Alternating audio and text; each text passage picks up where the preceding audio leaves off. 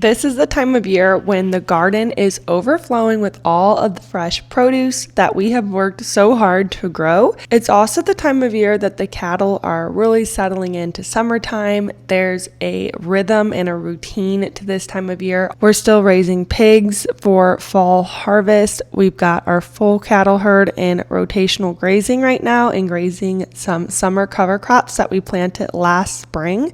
So this is really the time of year when you see the fruits of all of your hard work, and I'm excited to share with you guys what we're doing with all of this fresh produce coming in from the garden and also how we're grazing our cattle this summer.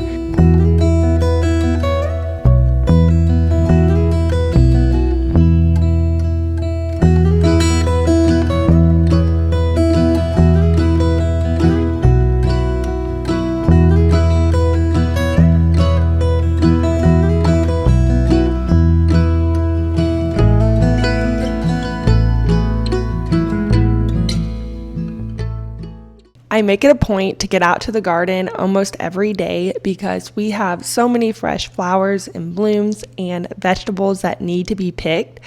It is really hard to get this garden in the ground, get it up and going. So I certainly want to make sure I'm taking the time to go out there and harvest everything that I can.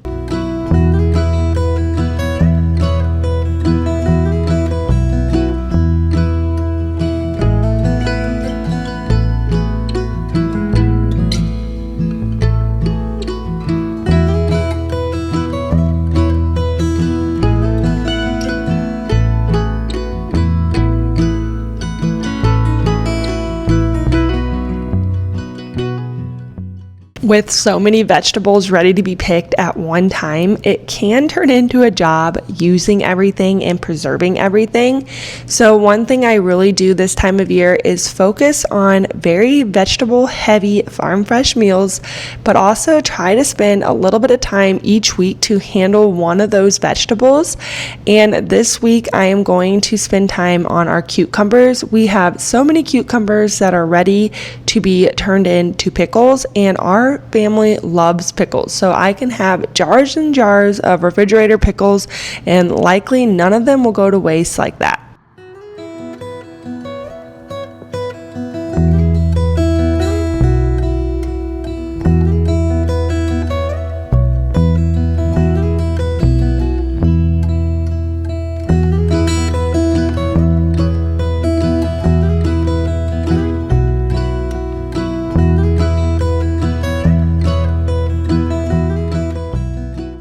One of my goals this summer was to do a lot of my own herbs, especially dill, so that way I would have that for making all the pickles this summer.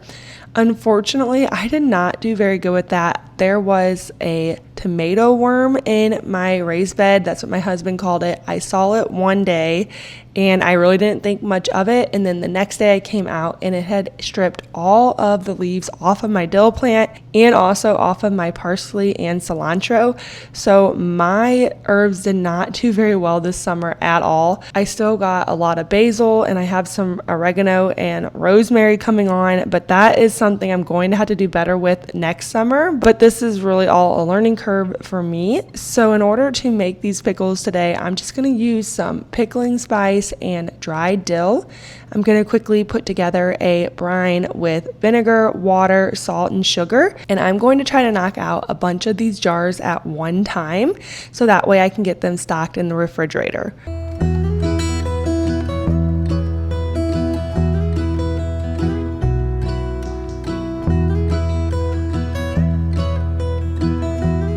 There is certainly a lot of things we still need to learn about in our garden, and for us, the garden isn't priority here on the farm, although it's something we really enjoy, and I just love the aesthetics of the big garden. But a lot of care and maintenance goes into having a very successful garden.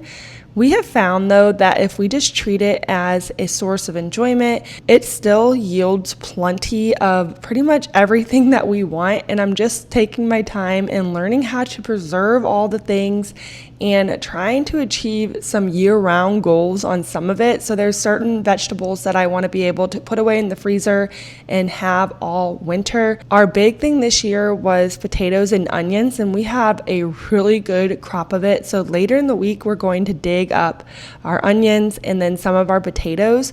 I think the biggest thing with those vegetables is going to be learning how to store them properly. So we don't have a basement here. So our house doesn't have a basement. So we don't really have a way to have a cold room. We do have like a dark pantry that I could put them in. I'm also looking into buying maybe a shelf or a piece of furniture to store them in. We really don't know. For now, we're just getting them out of the garden and curing them and drying them.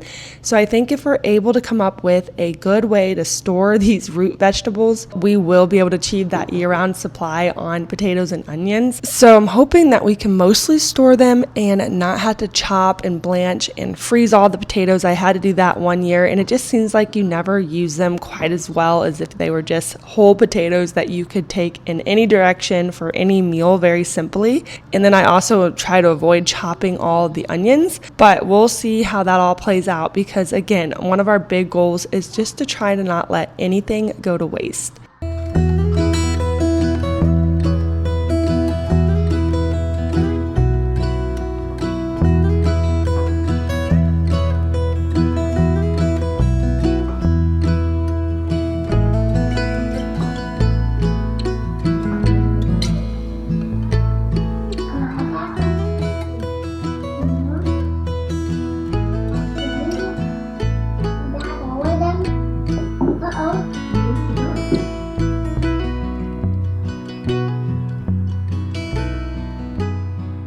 We just went through a really hot spell of weather. It felt like 100 degrees outside every day for close to a week. And I will be honest, I do not prioritize the garden. That's just because we have livestock and they have to take priority when those really hot days hit. So that means I have to go out there very early in the morning to make sure they're all good and prepared for the day. So the garden just sits on the back burner because the only time that I really get to go out to the garden is during nap time in the middle of the day. And when it was that hot, I just did not have the ambition to go out there. But today it has cooled off a little bit and I decided to go out and pick some fresh peppers to do stuffed peppers for dinner tonight. This is a meal that I make quite often this time of year. It's one that I forget about pretty much all year until we have big fresh peppers out in the garden. And then I remember how simple it is. It works especially well for me because I can prep it all during nap time. And then when we have stuff going on in the evening, I can easily just throw it in the oven to bake. And you can really do anything with stuffed peppers. I didn't have my meat thawed. I'm just browning some ground beef from frozen, chopping up some onions to put in with it, and making a little bit of rice so that way I can get these totally prepped, and then I'll just put them in the refrigerator until we're ready to bake them later on this evening.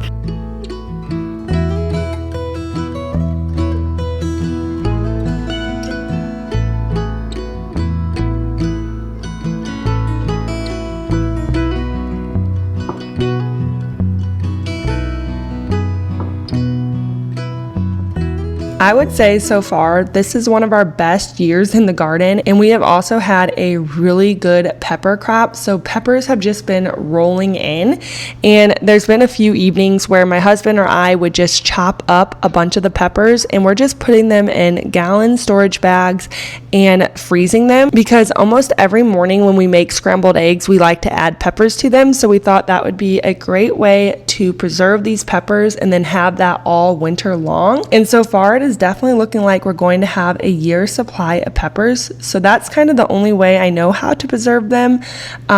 We've just been chopping them up for scrambled eggs, and then we did some for like a saute or a stir fry. So hopefully this winter we can use all of those peppers that we have stored away.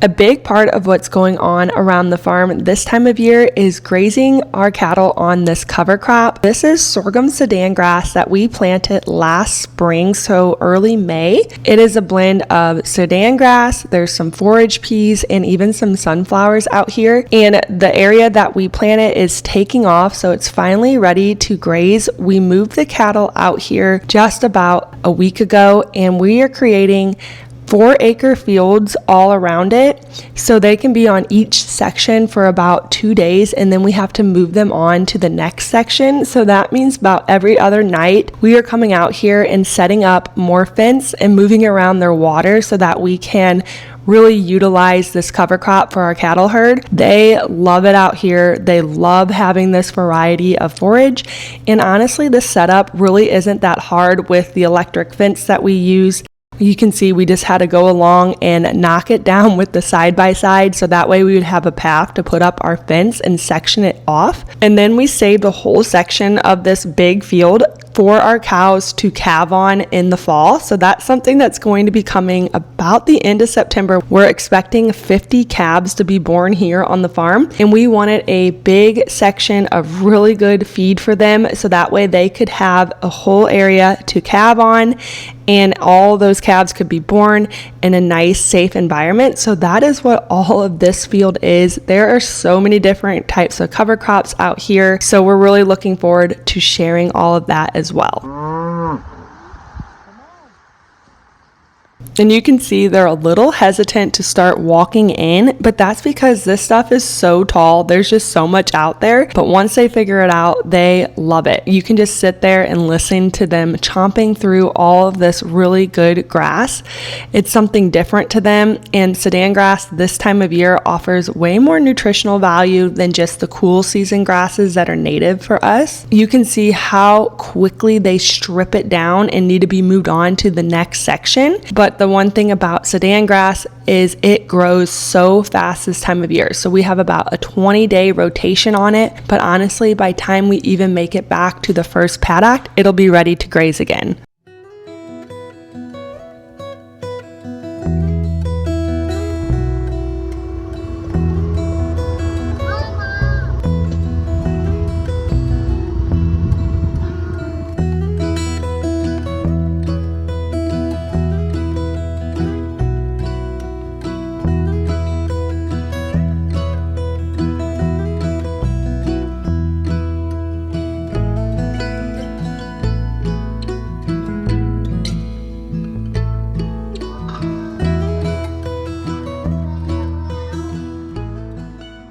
If you ever had a garden at all, you also know that zucchinis is the vegetable that rolls in like no tomorrow this time of year. We usually get a really big crop on zucchinis, and then unfortunately the squash bugs take them and they die out, but that's okay because you only need so many of them.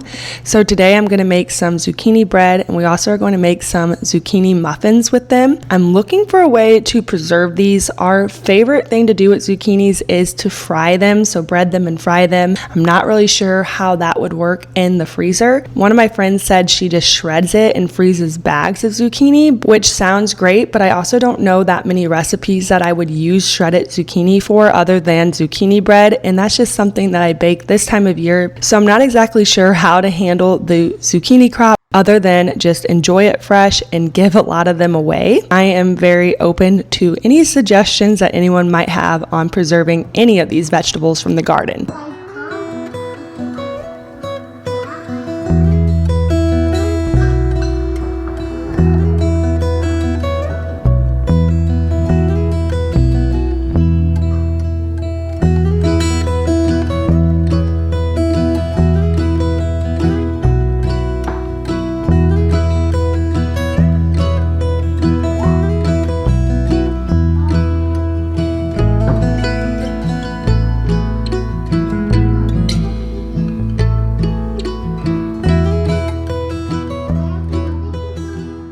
I decided to use fresh milled flour, so I used some soft white wheat berries for this, and then try to add in pretty much all healthy ingredients because I could see this being a go-to recipe a lot this time of year.